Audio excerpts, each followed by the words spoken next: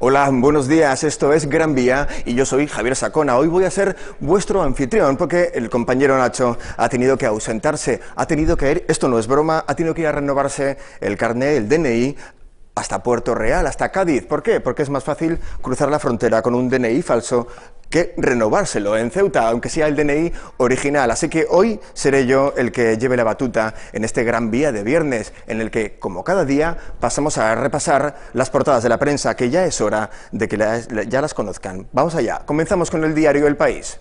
Ucrania y Rusia, las grandes protagonistas de la actualidad internacional, pactan una zona desmilitarizada en el este. Eso sí, los combates siguen en esa franja de la zona de Ucrania, de la prorrusa, y hay movimiento de tropas para darse prisa antes de que se selle el alto el fuego pactado ayer, hasta antes de ayer, que fue, por cierto, una reunión muy larga, casi toda la noche pactando este alto el fuego. Y seguimos con El País, con la derrota de, ese relevo, esa crisis, esa guerra civil que vive el PSOE. Vemos ahí el cambio de cerradura en el despacho de Tomás Gómez, algo así como un desahucio en la sede del PSOE madrileño. Vamos ya con el diario El Mundo, que abre su portada de hoy con: Gabilondo puso como condición a Sánchez no convocar primarias.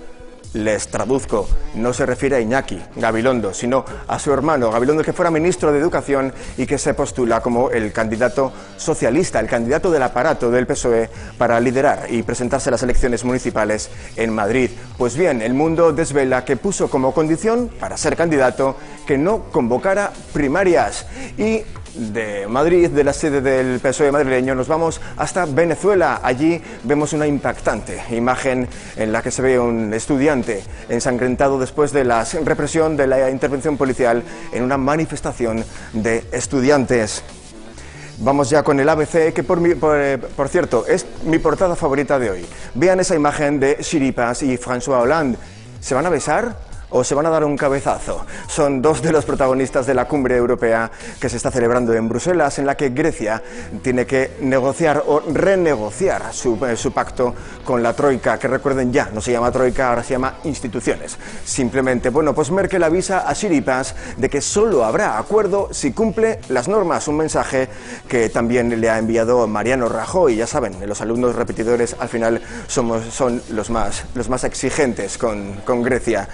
Saltamos del ABC a El Diario de la Razón, que también tiene a Rafael Simancas en ese momento en el que hacían el desahucio del despacho de Tomás Gómez. Dice: Ferraz hizo la foto electoral a Tomás Gómez, aunque ya había fichado a Gabilondo. Qué manía de gastar carretes. La purga socialista, dice, cambió de cerradura y 11 despedidos por burofax. Muchos de los trabajadores de la Federación Socialista acudieron ayer a su puesto de trabajo en la Federación y se la encontraron cerrada. No pudieron acceder a su puesto de trabajo. Esto, sin trabajadores, eso sí, nos recuerda mucho a la disolución de la Federación Ceutí del PSOE. Vamos ya con la prensa local, con El Faro de Ceuta. Ceuta y Melilla defienden la actuación que tuvieron los guardias civiles el 6 de febrero de 2014. Recuerden, en la crisis, en la tragedia del Tarajal. Es uno de los temas que hoy hablaremos, como también hablaremos de esos comedores escolares que normalizan su situación con 1.030 beneficiarios. Seguimos a vueltas con quién paga y quién se beneficia de estos comedores escolares. Saltamos ahora a El Pueblo de Ceuta, que también lleva el 6F y esa postura de Ceuta y Melilla en defendiendo, como hace el Ministerio del Interior, la inocencia de los guardias civiles y pide celeridad en el proceso judicial que ya se anunció el pasado viernes. Por otro lado, la hoja, también nos desvelan en una foto, una de las noticias de ayer, la hoja de ruta de las dos ciudades autónomas, Ceuta y Melilla, para revisar nuestro IPSI, nuestro IVA. Ya en la prensa digital tenemos aquí a Ceuta al Día: Caballas ve a Vivas ajeno al sufrimiento de una gran parte de las personas que gobierna, con los datos de pobreza como telón de fondo. Y además también la cumbre entre Ceuta y Melilla, con Vivas e Imbroda. Nadie puede dar lecciones de humanidad a Ceuta, a Melilla o a la Guardia Civil. Y Ceuta Actualidad, nuestro último repaso a la prensa digital. Señorita, yo también quiero ir a un cole normal. Es un reportaje de este diario digital, Ceuta Actualidad, en el que se ve la situación del local de la asociación Digmund y de los vecinos del ferrocarril en el que se dan clases a niños que no tienen su certificado de empadronamiento, es decir, niños que son residentes en Ceuta, pero no lo son oficialmente. Este es, así, a grosso modo, el panorama de la actualidad aquí, en este Gran Vía, en Ceuta. Denos 5 minutos para que nuestros colaboradores, nuestros analistas, se sienten conmigo en la mesa y comenzamos este Gran Vía. Hasta ahora.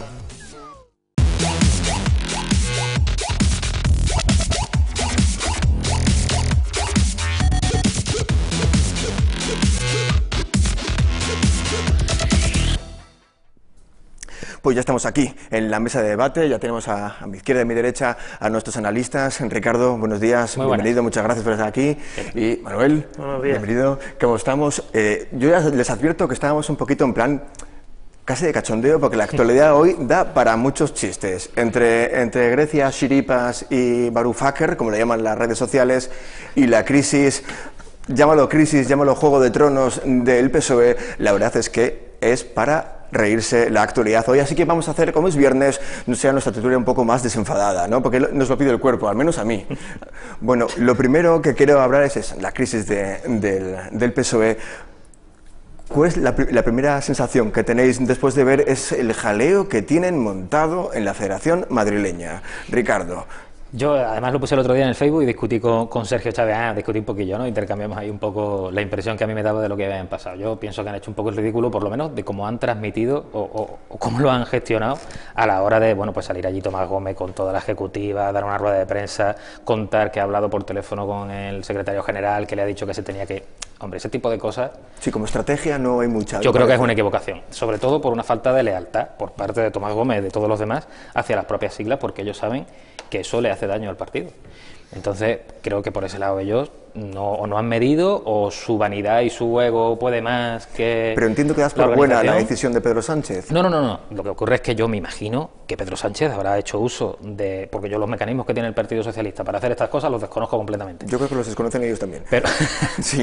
Pero imagino que él habrá utilizado los mecanismos que correspondan, yo qué sé. Manolo en su organización, yo en la mía. Todos hemos pasado en algún momento por un tipo de situación de estas características, y lo que hemos hecho ha sido, bueno, pues gestionarlo con la responsabilidad que eso tiene para el efecto que pueda tener hacia nuestros afiliados, en este caso también ellos, hacia sus votantes y hacia sus simpatizantes, para que no les perjudique y para que la organización no sea la que salga dañada de nuestras decisiones. Entonces, eso precisamente, hacer ese tipo de actitudes, ese pues yo voy a denunciar o yo me voy a ir al juzgado, está muy bien, usted puede ejercer todos los derechos que quiera, pero no iré los asuntos, los trapos sucios de su organización le resta públicamente. Respetabilidad, ¿no? Porque claro, parece menos respetable. Efectivamente, le quita, después le hace muchísimo daño a su secretario general, que en teoría se postula para que pueda ser el candidato a las elecciones generales, porque lo deja un poco ahí en ridículo. Las decisiones que toma ha valido más, Tomás Gómez decía que había valido más la necesidad que tenía Pedro Sánchez de ser el candidato del Partido Socialista. Sí, de dar un golpe de autoridad, efectivamente, ¿no? que el partido, ¿no? o que los afiliados, o que los votantes. Hombre, por favor, ese tipo de actitudes daña muchísimo a su organización. Yo sé que habrá gente, seguro que en el Partido Socialista, todos, si me están escuchando ahora, estarán trinando diciendo, ¿qué dice este? Pero es la sensación que a mí me da. Yo no sé, la impresión que me da, ya veremos. Sí, que ya el daño estaba hecho con, digamos, que era una decisión dura y difícil de tomar, la de Pedro Sánchez. La reacción ha sido incluso peor, ¿no? Claro, exactamente. Eso es lo que a mí me da la sensación, vamos, sobre todo por lo que digo, ¿no? Por una falta de lealtad hacia el partido. Tú quieres reprochar que esa actitud no es la adecuada o que la decisión no es la correcta. Muy bien, hazlo en el seno de tu organización, que es donde corresponde. Con los afiliados y con los votantes, muy bien. Pero no des esa imagen pública, que me parece que no es la que a ellos les conviene ahora. Ellos sabrán. Manuel, ¿compartes esta opinión sobre la Casa de los Líos del PSOE? La Casa de los Líos. Es un poco la casa. Llevan un 2014-2015 para... La Casa de los Líos. No, mientras estaba escuchando a Ricardo, estaba pensando en la democracia interna del PSOE, ¿no? Es decir, esto es una pincelada más en quién manda realmente dentro del PSOE y quién no manda en el PSOE, porque fíjate, ha vuelto otra vez Simancas, que estaba en segunda vez, otra vez vuelve de la regional preferente, vuelve otra otra vez a la primera línea. Todo lo que, entre comillas, parece que está desahuciado, parece que vuelve otra vez a la primera fila. Sí, quiero rescatar el titular del País que dice Tomás Gómez, dice Rafael Simancas, Tomás Gómez nos llevaba a una derrota inmensa. Yo quiero recordar que Rafael Simancas, si no me falla la memoria, es el que trajo a Tamayo y a Sáez al PSOE madrileño, ¿no? Sí, con el con 5 Copas de Europa que ha ganado él, la política. Claro, es que este es el tema, ¿no? Es el Mourinho del PSOE, claro, ¿no? Entonces es que vuelven lo mismo. Esta es la demostración palpable de que quien manda en el PSOE no es ni uno ni otro. Sigue mandando Felipe González y los que están a las puertas de todo esto. Ellos han hecho ya un sondeo y se sabe perfectamente que Leguina tiene el 30% de la posibilidad de encabezar una lista del PSOE y no hay que olvidar nunca a la figura de Bono. Lo que pasa es que Bono tiene el problema, entre comillas, que no es un problema, que realmente políticamente está muy bien con la gente de la curia y con la gente que... Con la alta nobleza de la Iglesia. El sector conservador del PSOE, efectivamente, ¿no? Porque él es de misa de guardar, de Eucaristía diaria, y entonces, claro, evidentemente, el poder orgánico del PSOE lo sigue teniendo quien lo sigue teniendo. Pero me llama la atención, has citado una serie de nombres, Leguina, Lisabeski, Simancas, Bono.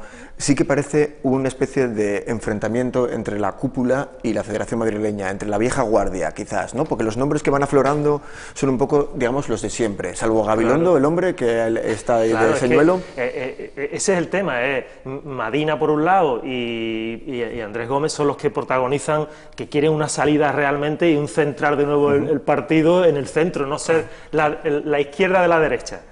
Hay una cosa que está muy clara. Con Felipe González ellos son la izquierda de la derecha, sería la mano izquierda pero de la derecha, y con Pedro y con Madina y con él pues sería y buscar el centro o el centro izquierda, la socialdemocracia. Pero ya vemos que esto... A mí me genera una reflexión, porque estas situaciones lo que ponen de relieve es que los partidos, lo que decías tú, la democracia interna, los mecanismos internos de los partidos están un poco alejados de lo que considera la gente democracia, quizás, ¿no? Pone de relieve ese distanciamiento del ciudadano con el partido porque no entiende que al final los aparatos pesan más que la democracia.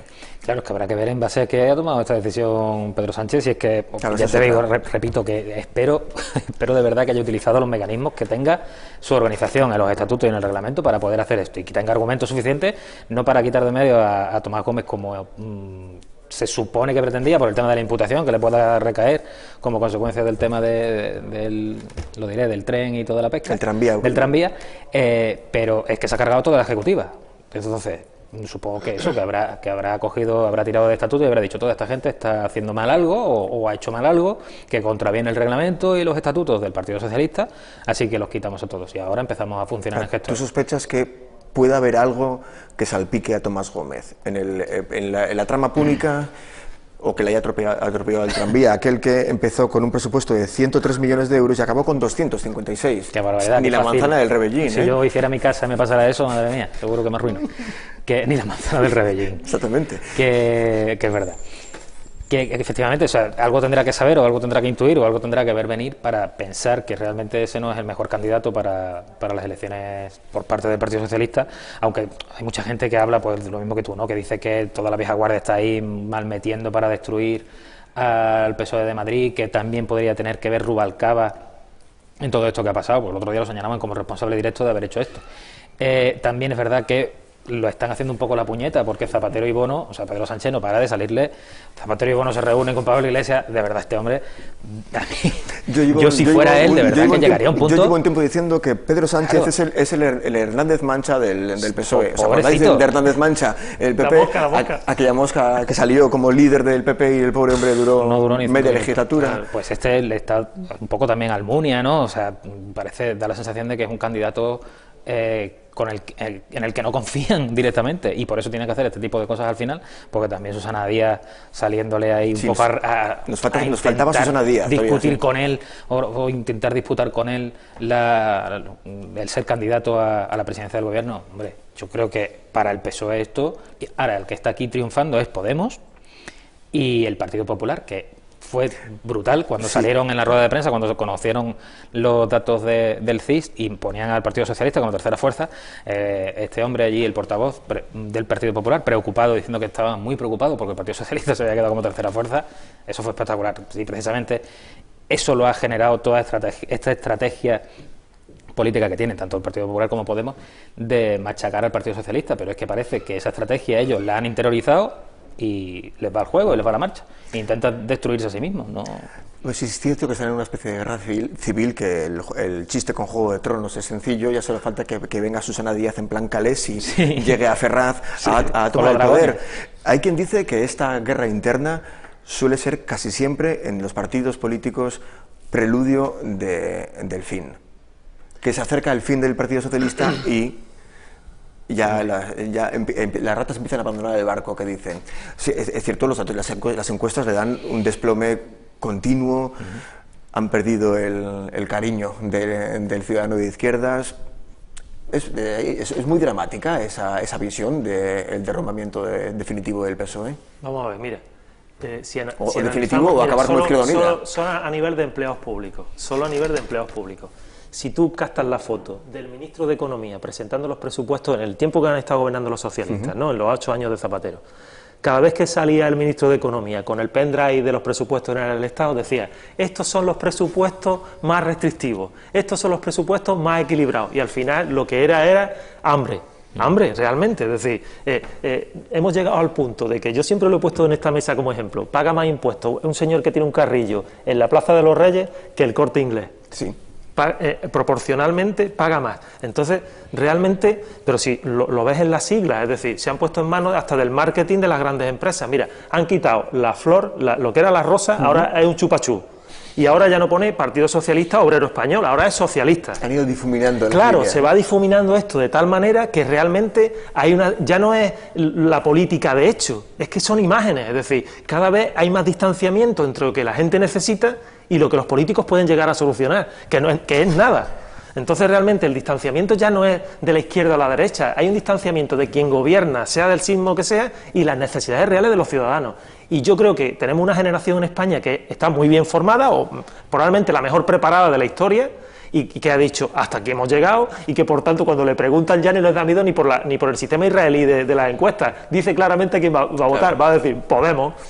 ¿Y claro. ¿Por qué? Por cabreo, por las circunstancias que sean. Pensando que ese simplificar se resume en el pim pam propuesta de Carmona, ¿no? ¿Cuál es la propuesta? No, pim pam propuesta. No has dicho ninguna propuesta, es un eslogan. Claro, tú fíjate Carmona presentándose a la alcaldía de Madrid. Pero si esto es para terminar de hacer el croquis. Y ofreciéndose para ser el secretario general del PSOE de Madrid. Y poniendo las manos le da un beso en la boca, toma el gome, pero le dice. Yo como aficionado al humor, creo que Carmona debería estar ahí. Madre, sí. Carmona es uno de esos valores al alza. Un valor en alza. No quiero pasar una noticia. Ayer Felipe González abogaba, vamos a seguir con los grandes dinosaurios del PSOE, abogaba por alargar la vida laboral, porque decía el sistema de pensiones no nos llega, es una cosa que yo ya sé, tengo 40 años y sé que no voy a cobrar pensiones, yo lo voy asumiendo, poco a poco lo voy asumiendo, pero según González dice que es una utopía adelantar la edad de jubilación para incorporar nuevas generaciones al mercado laboral. A Ricardo y a mí nos ha salido al unísono cuando hemos dicho menos la de él. Menos la de él. Probablemente hemos dicho los dos menos la de él. Que su vida laboral no... ¿Ves lo que decimos? Y es que parece que están haciendo todo lo posible por machacar al Partido Socialista, es que esto no tiene sentido. Claro, o sea, ¿cómo va a salir el que ha sido el presidente del gobierno con el Partido Socialista 13 años? El de la chaqueta de pana. O sea, perdón, 13 legislaturas, perdón, no 13 años, 13 legislaturas. Va a salir ahora a decir, el de la chaqueta de pana, efectivamente, con las coderas. No, que es que la edad de jubilación, hombre, que hay que alargarla, que... ¿Eso cómo va a ser? O sea, yo le agradezco mucho a Zapatero que esté callado, porque visto lo que aportan a la vida política... Claro, todavía podría ser incluso peor, y Alfonso Guerra, que eso entonces ya sería el fin. Que Alfonso Guerra se ha ido del PSOE, pero se ha quedado la guerra. Sí, si te das cuenta. Claro.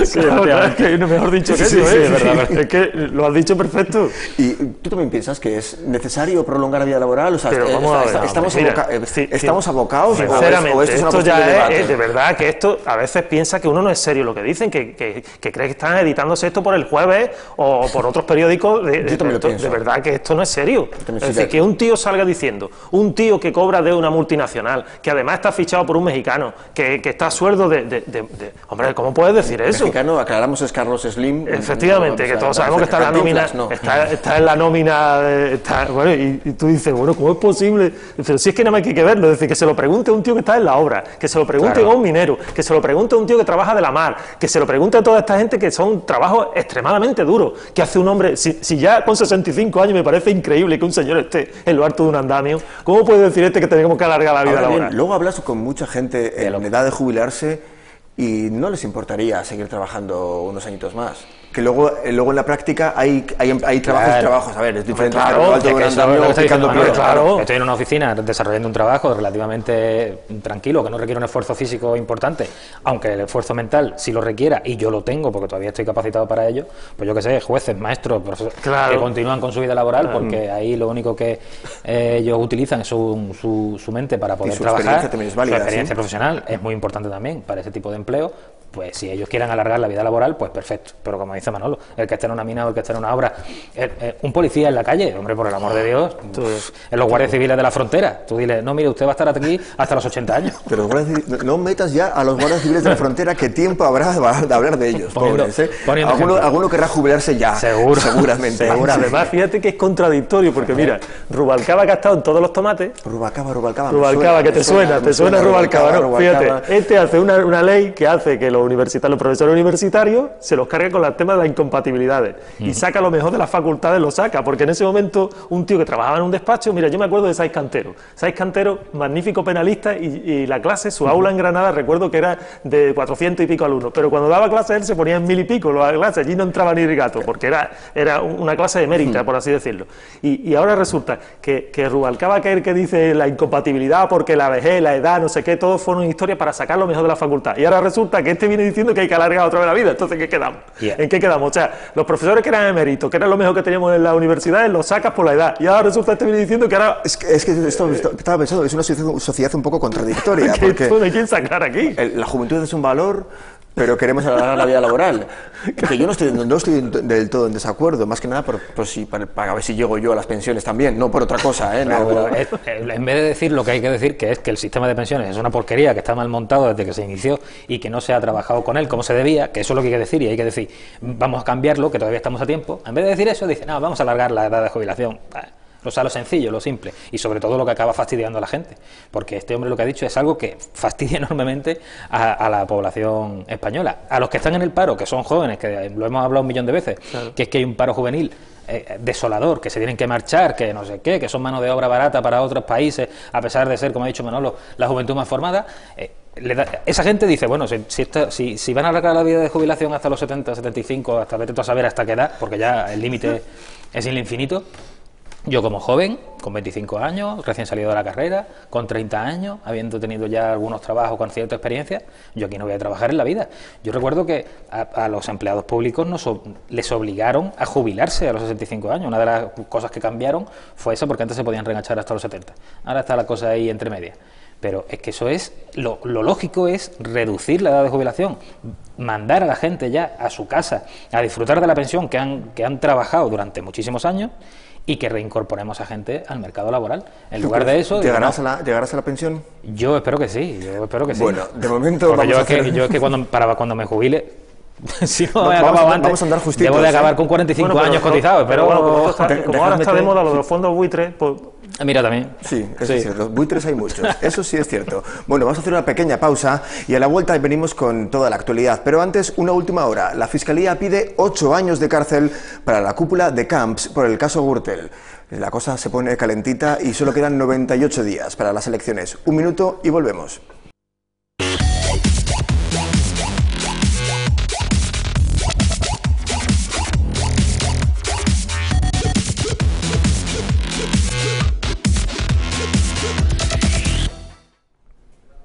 Pasan 4 minutos de las 12, es el momento de repasar la actualidad. Ya está Laura Ortiz en el plató de informativos. Laura, ¿cómo va la mañana?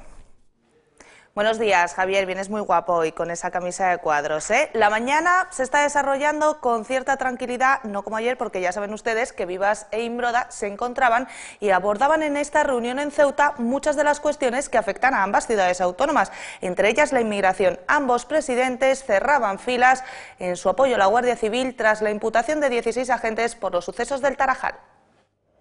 Las consecuencias de la tragedia del Tarajal se han colado en el encuentro entre Vivas e Imbroda tras la decisión de la magistrada del juzgado número 6 de Ceuta de imputar a 16 agentes de la Guardia Civil por su actuación en los sucesos del 6 de febrero de 2014. Ambos presidentes han cerrado filas en la defensa del Instituto Armado y han visitado la frontera para trasladarles su apoyo. Respecto al estado de ánimo tras las imputaciones, Juan Vivas aseguraba que los agentes están muy tranquilos. Y la verdad que los he visto muy tranquilos y los hemos visto pues con ganas de seguir cumpliendo con su deber, porque esa es la seña de identidad de la Guardia Civil, cumplir con su deber, cumplir con el imperio de la ley, asistir, socorrer. Ese es el rasgo característico de la Guardia Civil. Imbroda ha reiterado este apoyo y después de mostrar su respeto por el proceso judicial ha afirmado que cree que quedará en nada. Mi apoyo a todos los guardias civiles de Ceuta que han sido imputados hace pocos días, los cuales tienen mi apoyo total, y yo estoy seguro, respetando a la justicia, por supuesto, como siempre, pero estoy seguro que eso no quedará en nada, porque lo único que hicieron fue no agredir a nadie, sino defender y cumplir con su obligación.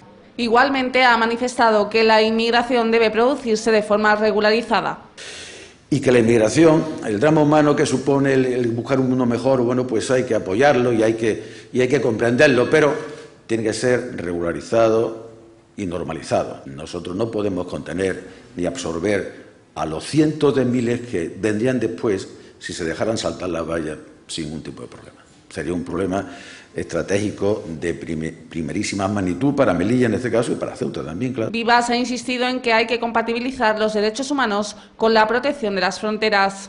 Hemos ido allí para poner de manifiesto nuestro compromiso, que es el compromiso del Gobierno de la Nación con la defensa de los derechos humanos, pero también nuestro compromiso con el deber y la obligación de preservar la seguridad de nuestra frontera. Ambos han recordado que una imputación no es una condena y que la Guardia Civil actúa sometida a la legalidad y la proporcionalidad.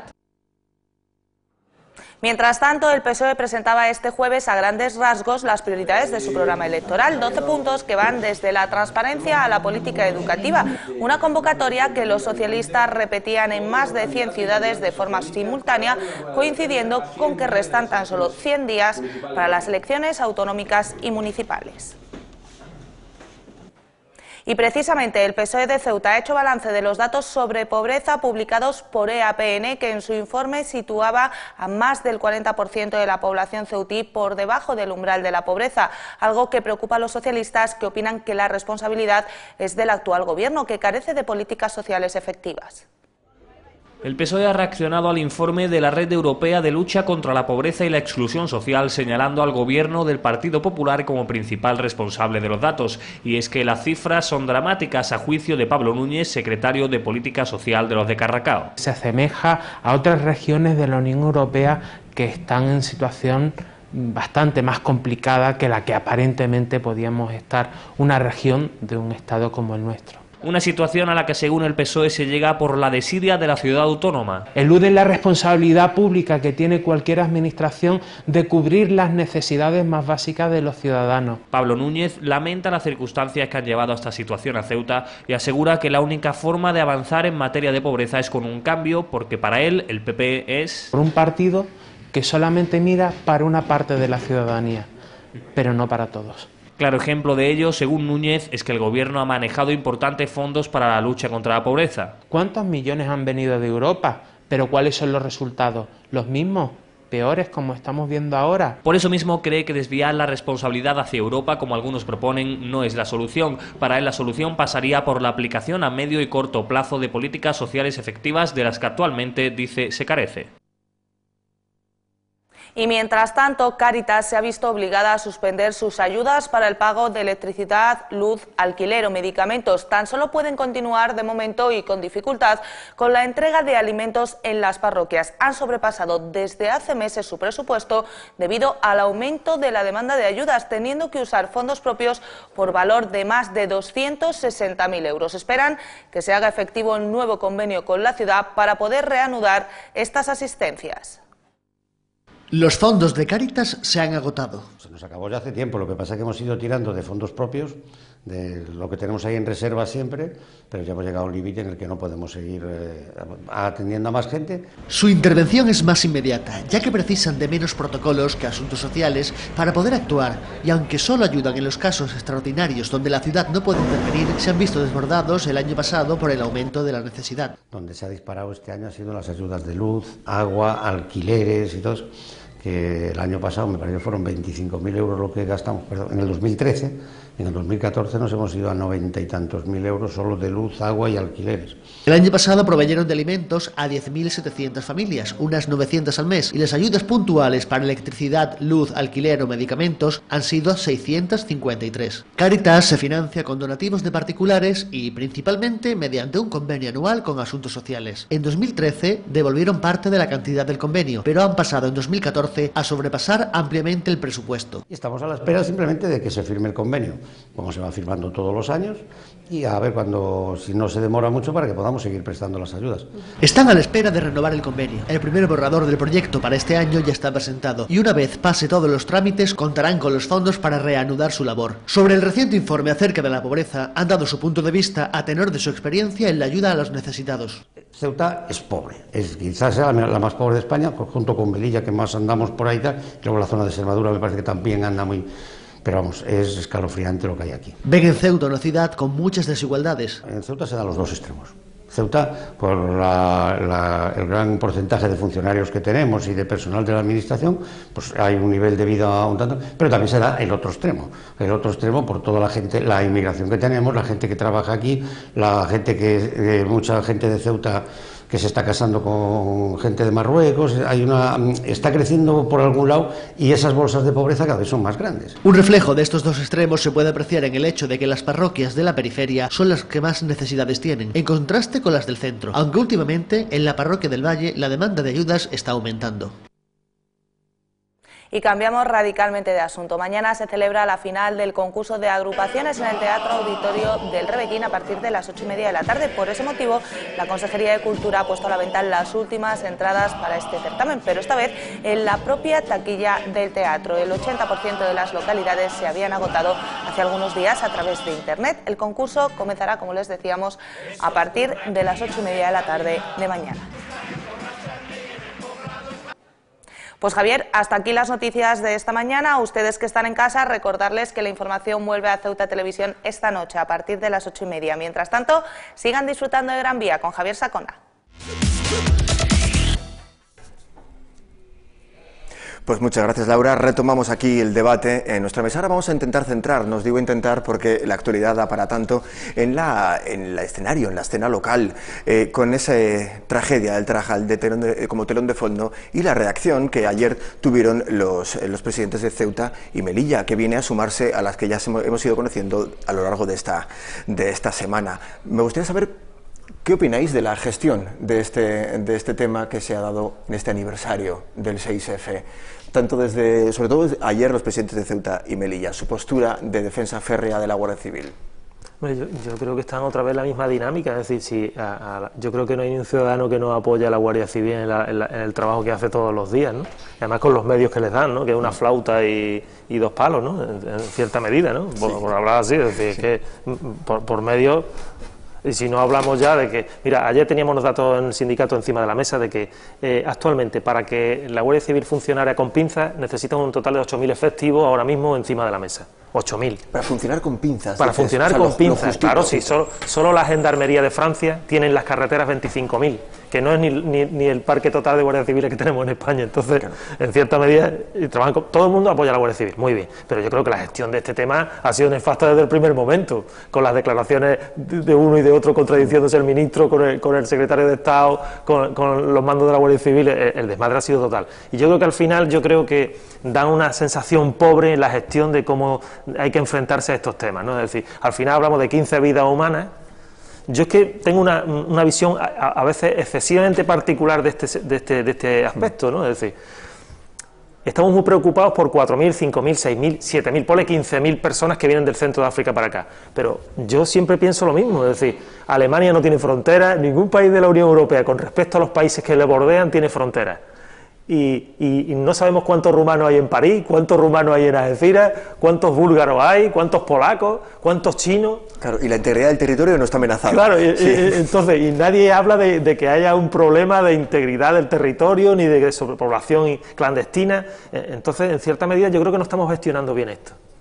Yo creo que se están mezclando temas, ¿no? La defensa del territorio con la inmigración son dos temas que quizás están pervirtiendo un poco el debate. Claro, es que al final, si tenemos una avalancha de 1.000 personas que vienen a saltar la frontera, pues nos están invadiendo. Es que yo también, vamos a ponernos todos en la postura del Guardia Civil que está allí, sí, claro, el hombre que le han dicho, primero, usted tiene sí, que guardar esta línea y por aquí no puede pasar nadie, y haga usted lo que tenga que hacer dentro de la ley para que nadie pueda pasar. Entonces, claro, esa persona que es un ser humano y que se encuentra que tiene miedo, que tiene valentía, que sangra, que llora, que le duele y que sobre todo tiene sentimientos para apiadarse de las personas que están saltando por ahí, seguro que no tuvo ninguna intención de matar absolutamente a nadie, porque cada vez que se dice, es que han asesinado, hombre, vamos a ver, por el amor de Dios, ustedes van a decir que esas personas que están allí ejerciendo un trabajo que seguramente ninguno de los que están hablando ejercería, han asesinado, han querido matar a otro ser humano. Pero hombre, por favor, ¿cuánta gente ha pasado? ¿Cuántos han saltado la frontera? Yo he visto guardias civiles en imágenes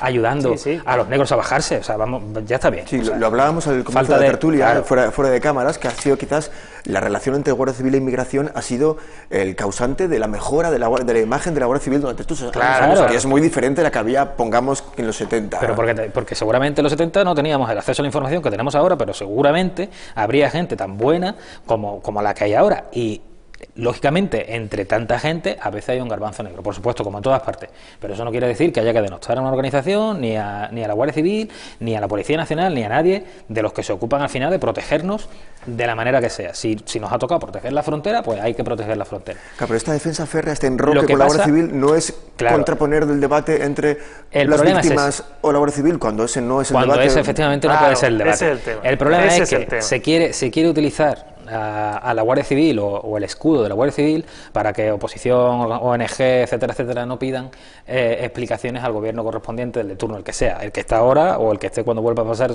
ojalá que nunca más pase, o cuando ha pasado en otra ocasión algo de semejantes características. Entonces yo utilizo la Guardia Civil, que además en Ceuta, en cierta medida, se le tiene mucho aprecio. Yo recuerdo que unos amigos de la península venían y cuando vieron la estatua de la Guardia Civil en el puerto se quedaron impresionados y dijeron, esto en otro sitio no pasaría ni en broma. Sería impensable. Vosotros tenéis aquí ese aprecio a la Guardia Civil que en otros sitios no se tiene. Entonces, utilizarla como para ampararse y que no se piden responsabilidades por lo que sucedió es donde intenta trasladarse el debate. Yo creo que lo que habría que hacer es tomar esto con seriedad, porque al final, efectivamente, son personas.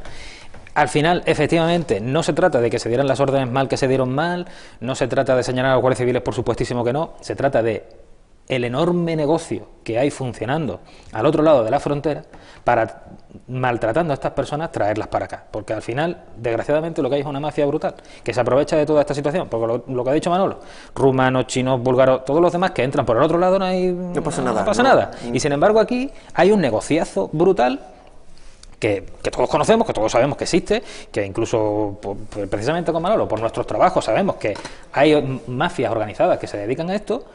Y ahí es donde nadie parece que, bueno, ¿qué vamos a hacer? Lo que es cierto es que al final se mueve una cantidad brutal de dinero porque somos la frontera sur de Europa y aquí andan metiendo dinero, aquí y en Marruecos, toda la Unión Europea, precisamente para intentar luchar contra esto. Entonces, ¿se está realmente poniendo hincapié en que eso deje de suceder? ¿O lo que se está haciendo es meternos en un debate absurdo de, no, es que los guardias civiles asesinaron? A ver, por favor.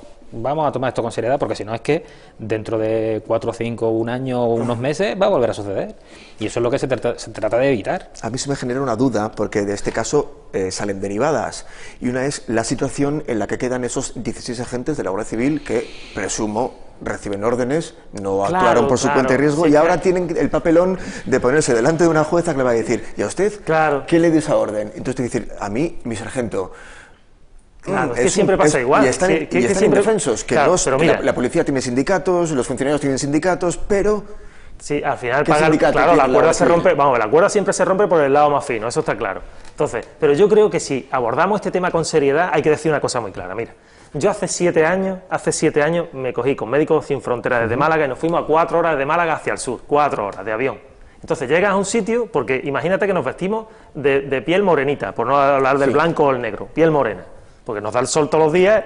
A mí un alemán me dijo que nosotros somos negros europeos, que así se lo enseñaron a él. Ahora en clase. yo te pongo el plan, porque la génesis de estos temas es más gruesa. Vamos a ver. Resulta que llegamos a un país donde tú coges con un pico y una pala, pegas un pico donde tú quieras en la tierra y sale petróleo. Y ahora resulta que quien explota eso es una multinacional que además hace vehículos y te dice que vende vehículos ecológicos. Pero allí no importa que pegues el pico y saque el petróleo y aquello sea una auténtica guarrería. Y ahora resulta que esa multinacional en ese país no deja ni un céntimo. Solo le deja una transferencia en Suiza a los que gobiernan el país.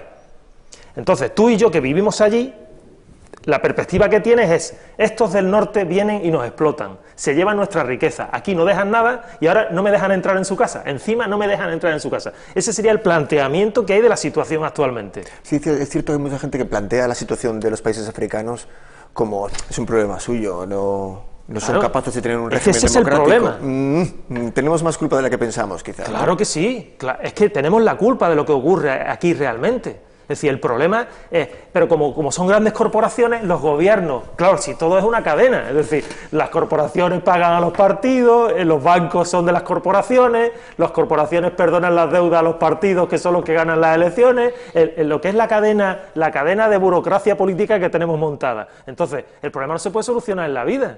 ¿Por qué? Porque siempre el mismo planteamiento, las grandes multinacionales explotan a estos pueblos, allí no se queda ni un duro, porque si solo dejáramos el 10% de lo que nos llevamos, este problema no existiría, porque el 10% de lo que nos llevamos es muchísimo más de lo que nos podemos imaginar, muchísimo más. No estamos hablando de 100 millones y 200, estamos hablando de miles de millones de dólares. Y claro, no se queda absolutamente nada. Si mira, hay una multinacional de la automoción alemana que su principal ingreso no es la fabricación de vehículos, sino explotar las minas de zinc del Amazonas. Y lo único que hace la Amazonía es un trabajo de explotación de la tierra, un trabajo de contaminación de la tierra. Aquí nos vende coches ecológicos, por cierto, y resulta, evidentemente, de matanza de los indígenas de la Amazonía, porque les cortan el subsidio de esa indígena, que es la naturaleza. Entonces, y no dejan absolutamente nada, solo... Vuelvo a repetírtelo, las cuentas corrientes en Suiza de los que gobiernan ese país para que les dejen seguir explotando.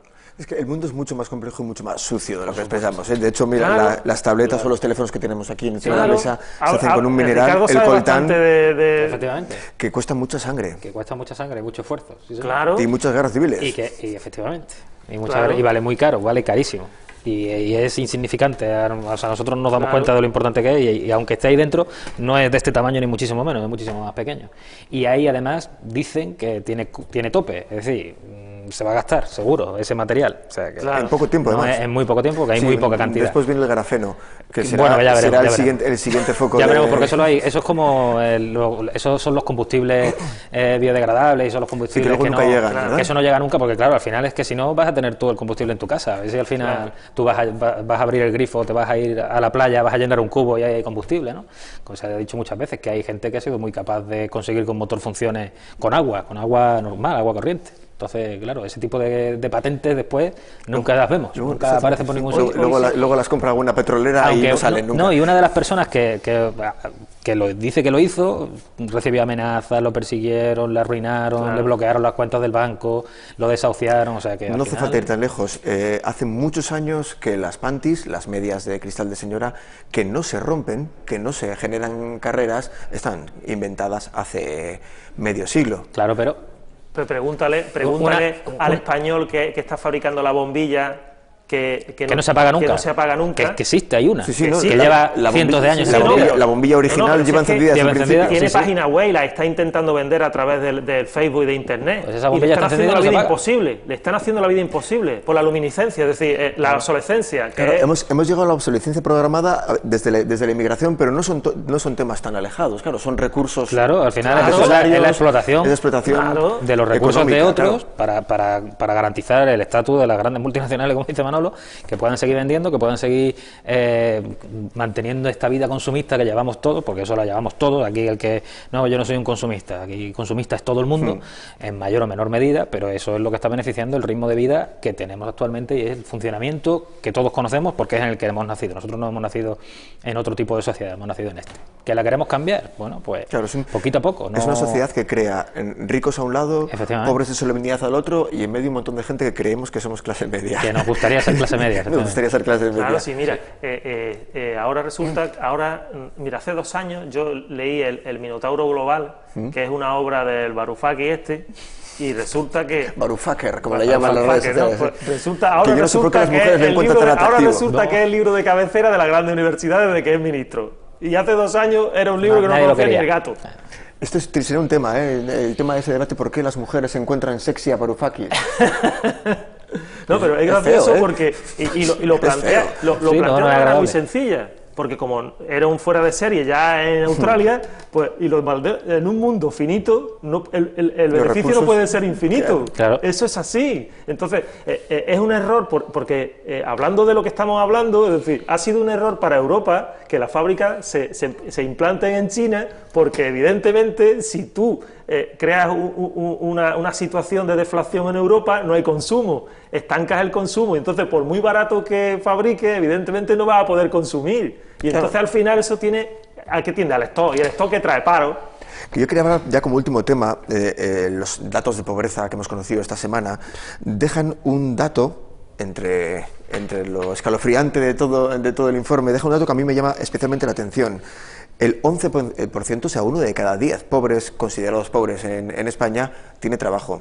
Ah, claro, que es que eso es lo... La nueva pobreza es con jornadas de 8 horas. Lo hemos hablado muchas veces, que es la falta de dignidad del trabajador. O sea, ya no soy pobre porque no tengo recursos, porque no encuentro trabajo y me he quedado sin subvenciones y sin ayudas y sin ningún ingreso, sino que a pesar de levantarme todas las mañanas e ir a trabajar a la panadería, a donde sea, resulta que lo que me encuentro es que con ese dinero sigo siendo pobre. Yo y mi familia. Sí. Entonces, ¿qué solución es esta? ¿Qué hago entonces? Tengo justo para pagar lo que debo, nada más. Es inimaginable que por lo menos que en el siglo XXI fuera a pasar eso. Que nos encontremos en España con que la gente que trabaja no tiene dignidad, no tiene una vida digna. O sea, eso no puede ser. El gobierno, entonces, ¿para qué está? Si no es para garantizar a la gente que tenga esa calidad de vida. Claro, de hecho ha sido muy criticado el discurso de nuestro rey. Ay, sí, exactamente, que anima a los jóvenes a salir. Anima a los jóvenes, en el último discurso que ha tenido, anima a los jóvenes, porque todo viene ya de un problema con el tema de los presupuestos de la Casa Real, que él se ha bajado al 20 y le ha subido a la reina al 26, con lo cual se queda en 7,7, igual que el año pasado, o sea, no hay variación. Entonces él anima a los jóvenes a que se vayan fuera de España, pues el primero que tiene que hacerse es apuntarse en él y que a ver ya no es tan joven. Si irse fuera de España, es que da la sensación de que irse fuera de España a trabajar es como un incentivo positivo, alegre, que tú llegas y te van a recibir con los brazos abiertos y que tienes 2.000 euros para alquilar un piso. Y dime tú dónde, vete fuera, pero ¿dónde? Claro. ¿Dónde? Pero también hace 15 años era así, o sea, es que yo tengo a mi hijo trabajando en Inglaterra, y dices, qué nivelazo, o sea, que vamos también a tomar las cosas por donde hay que tomarlas. Ahora irse, porque las razones para irse no son las mismas.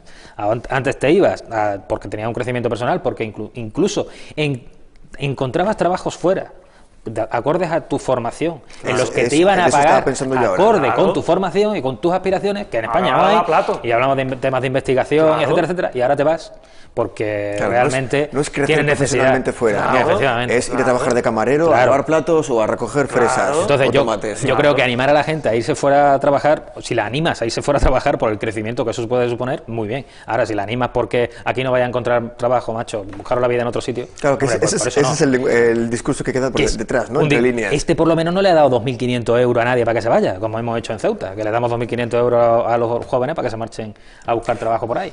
Pero por lo menos. Yo se lo pensé, digo, miren, no soy joven, ahora mismo me marchaba. Luego vuelves y dices, es que no he encontrado nada. Qué pena, claro. que no he encontrado, Juan, que no he encontrado. Entonces yo lo que sí creo es que toda esta situación de pobreza y tal, si es que no la estamos, sino que la están desde los gobiernos facilitando. Yo cada vez que escucho a un político decir, o sea, vanagloriarse, de que ha incrementado el gasto social, a mí se me retuercen las tripas. Vamos a ver, esto es lo mismo que cuando Corbacho estaba en el Parlamento. Entonces tienes que estar con las tripas revueltas todo el día, ¿eh? Como Corbacho en el Parlamento, que dijo, yo me voy con la satisfacción, lo dijo así y un poco más y voy. Dijo, me voy con la satisfacción de que cuando yo llegué al Ministerio de Trabajo atendíamos a 1 millón de personas y ahora atendemos a 3 millones. Vamos a ver, muchacho, ¿tú te das cuenta de que eso lo que es el error? Ese es el fallo está en que ahora atiendes mucha más gente, que el éxito sería no atender a nadie. Claro. Hombre, el éxito en nuestra sociedad sería que el gasto social fuera mínimo. Ese sería el éxito, porque eso querría decir que la gente no tiene esa necesidad de atenderlas con ese gasto social. Es que estamos aquí equivocados. Sí. Cada vez que yo digo, es que quiero que aumentéis el gasto social porque hay mucho pobre. No, mire usted, no aumente el gasto social. Consiga que esas personas tengan trabajo para que no haya que pagarles nada, claro, para que no haya que subvencionarles nada. En lugar de eso, incrementamos. O sea, todas las políticas van destinadas al incremento del gasto social. No, hombre, no incremente usted el gasto social. Bueno, mejore. Más que dirigida al gasto social, las cuentas, el gasto, vamos a ver, los presupuestos generales del Estado van dirigidos a la cuenta HBC. Sí, eso es otra. Vamos a ver, claro.